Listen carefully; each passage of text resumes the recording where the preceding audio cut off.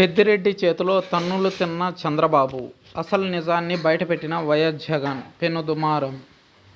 పెద్దిరెడ్డితో చంద్రబాబుకు దశాబ్దాల వైరమా? వారి మధ్య విభేదాలు ఇప్పటివి కాదా?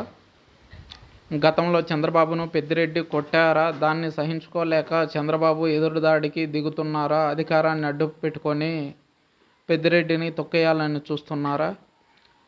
పొలిటికల్ సర్కిల్లో ఆసక్తికర చర్చ నడుస్తుంది. ఏపీలో శాంతి భద్రతలు క్షీణించాయని, ఇండియా కూటమిలోకి వైసీపీ చేరికపై క్లారిటీ ఇస్తూ ఈరోజు జగన్ మీడియాతో మాట్లాడారు. తొలిసారిగా స్థానిక మీడియాతో పాటు నేషనల్ మీడియా సమక్షంలో కీలక వ్యాఖ్యలు చేశారు. ఈ క్రమంలో పెద్దిరెడ్డి రామచంద్రారెడ్డి కుమారుడు మిథున్ రెడ్డిపై దాడి ప్రస్తావన వచ్చింది.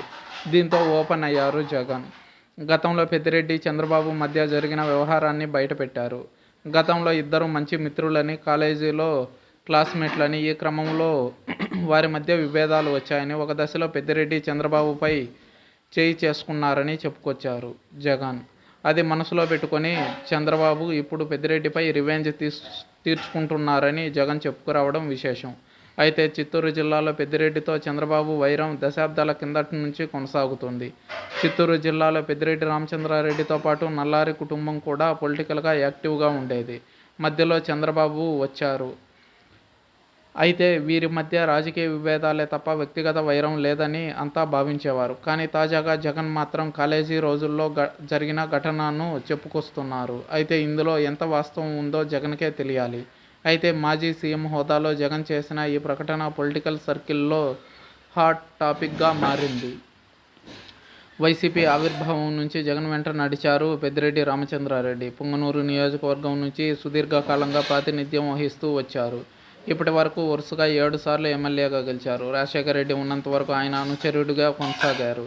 వైసీపీ ఆవిర్భావంతో జగన్ వెంట అడుగులు వేయడం ప్రారంభించారు. 2019 ఎన్నికల్లో వైసీపీ అధికారంలోకి రావడంతో పెద్దిరెడ్డి రామచంద్రారెడ్డి హవా నడిచింది.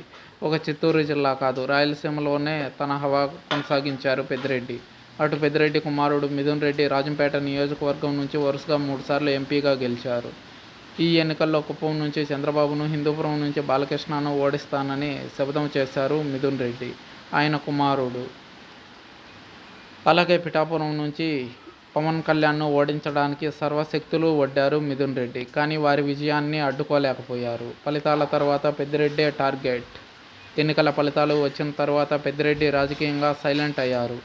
ఆయన సంస్థలను సైతం దక్షిణాఫ్రికాకు తరలించారన్న వార్తలు వచ్చాయి. ఇటీవల పొంగనూరు భూముల వ్యవహారం సైతం వివాదాస్పదంగా మారింది. 100 ఎకరాలు బినామీల పేరిట ఆయన దోచుకున్నారు అన్న ఆరోపణలు ఉన్నాయి.